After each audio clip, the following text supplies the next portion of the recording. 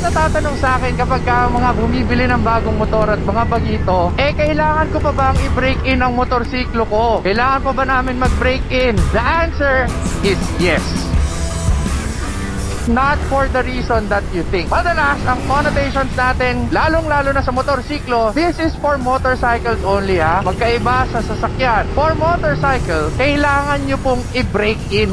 Not the engine, but the tires. Okay? Lilinawin ko lang. I-break in nyo yung gulong, hindi yung makina. Okay? Kasi standard, lalong-lalo na sa sasakyan, pag sinabi nating break in, ay para sa makina yan, mga idol. So, tama naman ang mga nasa kasa, lalong-lalo na sa motor. Ingat lang muna po, wag muna magiging sporty, bawas muna ng speed, kasi be-break in nyo muna yung motor ninyo. Putting that into a clearer picture, ang ibini-break in po talaga ay ang gulong. Dahil all of the tires, as in all, guys, hindi yan most, all of the tires, manufacturers and factory wax.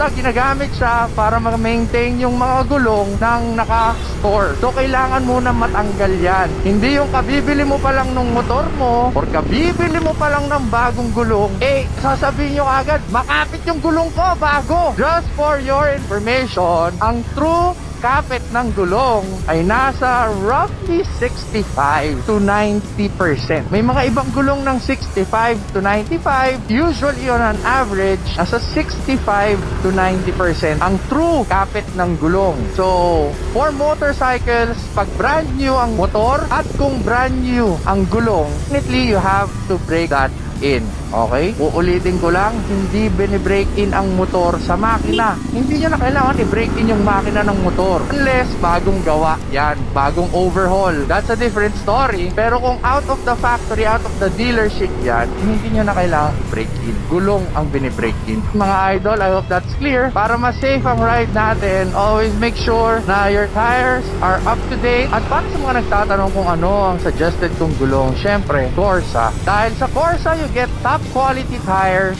for the price na pangmasa. As in top quality, pwede ko siyang i-compare sa Michelin, and that I can say. Yung quality niya, yung kapit, yung grip, all there. Ang budget mo, pangmasa. Hindi nasa-sacrifice yung quality doon sa presyo. And I'm always sure that Corsa will bring me home. Umaraw, umulan, mas makapit pa yan kaysa kay Queen BK. Dahil si Queen BK, gusto na akong hiwalayan. Ang Corsa, hindi pa rin. Kapit na kapit yan.